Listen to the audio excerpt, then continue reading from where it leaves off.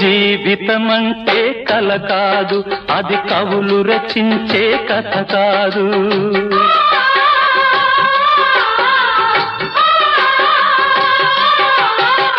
జీవితమంటే కల కాదు, అది కవులు రచించే కథ కాదు.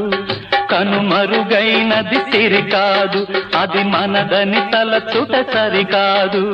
కుడి ఎడమైతే పొరపాటు లేదను నానుడి సత్యం కాదు, ఇది అందరికి అర్థం కాదు. ఓ